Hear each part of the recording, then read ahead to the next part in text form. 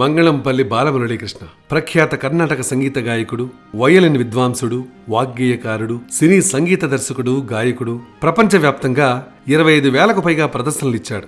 8 సంవత్సరాల అతి చిన్న వయసులోనే కచేరీ చేయడం ద్వారా బాలమేధావి అనిపించుకున్నారు. 1939 నుంచి ఆయన ప్రొఫెషనల్ కచేరీలు చేస్తూనే ఉన్నారు. ఆయన వయలిన్, మృదంగం, కంజీరా లాంటి వాయిద్యాలన్నీ బాగా వాయించగలరు. భక్త ప్రహ్లాద సినిమాలో నారదుడిగా, సంధ్యని సింధూరం అనే మలయాళం సినిమాలో నటించారు. పలు చిత్రాలకు ఆయన సంగీతాన్ని అందించారు కూడా. పద్మభూషణ్, డాక్టరేట్లు వంటి బిరుదులను పొందారు. ప్రపంచ స్థాయిలో బెనియలియర్ అనే అత్యుత్తమ పురస్కారాన్ని కూడా ఆయన అందుకున్నాడు.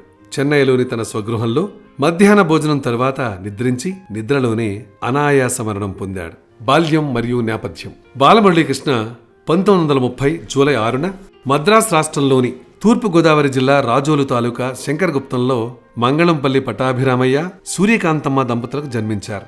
ఆయన కుటుంబీకులు వృత్తిరీత్యా ఇతర ప్రాంతాల్లో స్థిరపడ్డారు. తండ్రి పట్టాభిరామయ్య స్వగ్రామం సకినేటిపల్లి మండలం అంతర్వేదిపాలెం. కొచ్చెర్లకోట రామరాజు ఆయన మొదటి గురువు. తరువాత తమిళనాడులో పక్షితీర్థంకు చెందిన సుబ్రహ్మణ్యం అయ్యర్ దగ్గర కొన్నాళ్లు శిష్యరకం చేశాడు. ఉన్నట్టుండి ఆయన కనపడకుండా పోవడంతో మళ్లీ పెద్ద కల్లేపల్లికి వచ్చి సుసర్ల దక్షిణామూర్తి శాస్త్రి దగ్గర చేరాడు.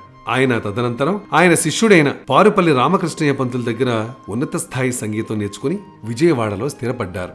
ఆయన ప్రముఖ సంగీతకారుడు మరియు వేణువు, వయలిన్, వీణా విద్వాంసుడు. వయలిన్ టీచర్గా శంకరగుప్తంలో సంగీత తరగతులు నిర్వహించేవాడు. పుట్టిన 15వ రోజునే తల్లి సూర్యకాంతం మరణించడంతో అమ్మమ్మ గారి ఊరైన గుడిమెళ్లంకలో తండ్రి ఆలనా పాలనలో పెరిగాడు. చిన్నతనంలోనే అతనిలోని సంగీత ప్రతిభను గుర్తించి అతని తండ్రి పారుపల్లి రామకృష్ణయ్య పంతుల దగ్గరికి శిష్యరికానికి పంపారు. పట్టాభిరామయ్య కూడా ఆయన దగ్గరే సంగీతం నేర్చుకోవడం విశేషం.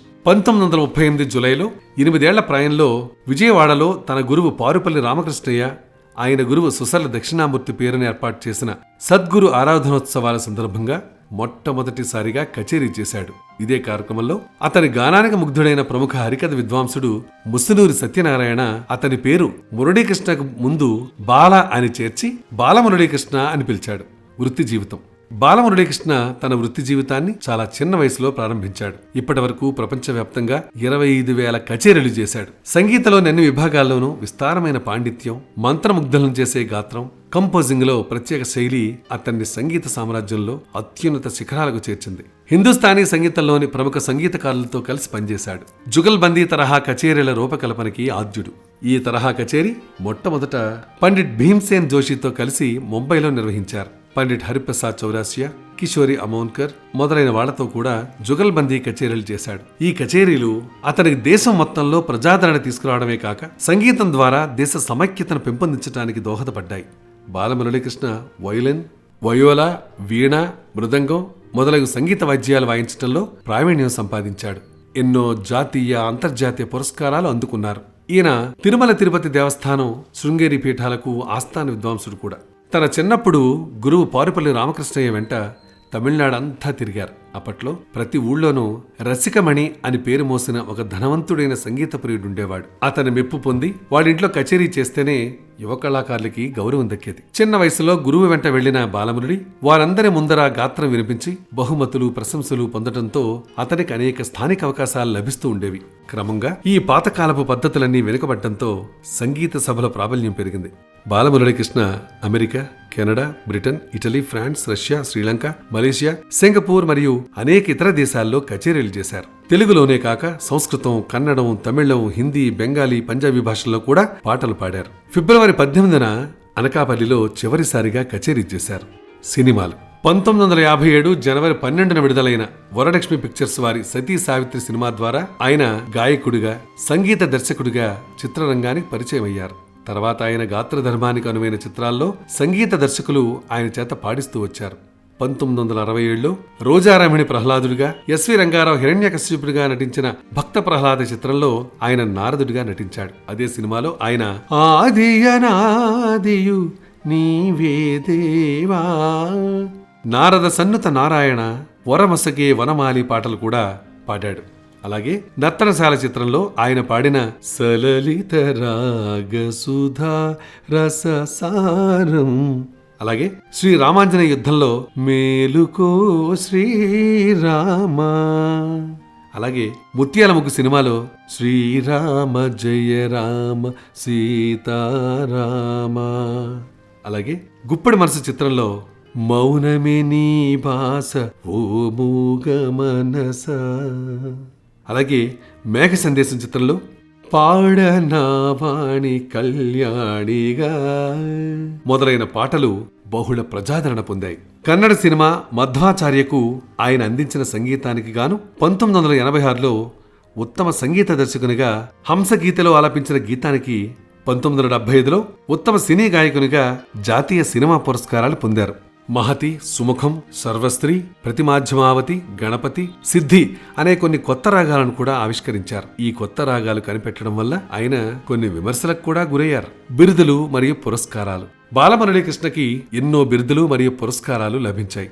వాటిలో కొన్ని: సంగీత కళానిధి, గాన కౌస్తుభ, గాన కళాభూషణ, గాన గంధర్వ, గాయక శిఖామణి, జ్ఞాన శిఖామణి, జ్ఞాన చక్రవర్తి, గాన పద్మం, నాదజ్యోతి, సంగీత కళా సరస్వతి, నాద మహర్షి, గంధర్వగాన సామ్రాట్, జ్ఞానసాగర మొదలైనవి. దేశ సమైక్యతకు కృషి చేసినందుకు గాను మహారాష్ట్ర గవర్నర్ బాలమురళీకృష్ణన్ సన్మానించారు. కర్ణాటక సంగీతకారులలో పద్మశ్రీ, పద్మభూషణ్, పద్మవిభూషణ్ అన్న 3 జాతీయ పురస్కారాలు పొందిన ఏకైక వ్యక్తి బాలమురళీకృష్ణ. పద్మశ్రీ, పద్మభూషణ్, పద్మవిభూషణ్ లాంటి జాతీయ పురస్కారాలతో పాటు ఎన్నో విశ్వవిద్యాలయాల నుంచి గౌరవ డాక్టరేట్లు అందుకున్నారు. సినీ సంగీత దర్శకునిగాను, సినీ గాయకునిగాను జాతీయ అవార్డులు అందుకున్నారు. బాలమురళీకృష్ణ సాధికారిక సంక్షిప్త జీవిత చరిత్ర అనదగ్గ పుస్తకం బందా వెంకయ్య రాసినటువంటి మురళీ మాధురి. ఈ పుస్తకంలో బాలమురళి చిన్ననాటి సంగతులు, ఆయన అభిమానులకు ఆసక్తి కలిగించే ఎన్నో విషయాలు ఉన్నాయి. దీనికి ప్రముఖ సంగీత విద్వాంసులు నూకల చిన్న సత్యనారాయణ ఉపోద్ఘాతం కూడా రాశారు. డాక్టర్ మంగళంపల్లి బాలమురళీకృష్ణ గారు కీర్తిశేషులైనప్పటికీ ఆయన గొంతు ఎప్పటికీ చిరస్మరణీయం. బాలమురళి గారు పాడిన పాటల్లో కొన్ని వేలకు పైగా పాటలు మనల్నందరినీ మనోరంజకంగా తీర్చిదిద్దాయనటం అతిశయోక్తి కాదు. అయితే అన్ని పాటలు ఒక ఎత్తు అయితే నాకు బాగా ఇష్టమైన పాట ఒకటి ఉంది, అది మీకోసం పాడతాను. ఏటిలోని కెరటాలు ఏరు విడిచిపోవు, ఎదలోపలి మమకారం ఎక్కడికి పోదు. ఏటిలోని కెరటాలు ఏరు విడిచిపోవు, ఎదలోపలి మమకారం ఎక్కడికి పోదు. ఊరు విడిచి వాడ విడిచి ఎంత దూరమేగినా, ఊరు విడిచి వాడ విడిచి ఎంత దూరమేగిన, తనకు తన వారికి ఎడబాటే లేదులే, ఎడబాటే లేదులే. ఏటిలోని కెరటాలు ఏరు విడిచిపోవు, ఎదలోపలి మమకారం ఎక్కడికి పోదు, ఎక్కడికి పోదు, ఎక్కడికి పోదు. చూసారా మంగళంపల్లి వారి జీవిత చరిత్ర ఎంత ఆసక్తికరంగానూ ఆద్యంతం ఎంతో ఆనందానుభూతులిచ్చేదిగా ఉంది. ఇటువంటి మధురానుభూతుల్ని పంచే ఎన్నో ఆసక్తికరమైనటువంటి విషయాలు మా దగ్గర చాలా ఉన్నాయి. అవన్నీ కూడా మీరు తెలుసుకోవాలి అనుకుంటే సింపుల్గా మీరు చేయాల్సింది మా ఛానల్ని సబ్స్క్రైబ్ చేసుకోవటం, దాంతోపాటు మీ సలహాలు సూచనలు కూడా అందిస్తారు కదూ.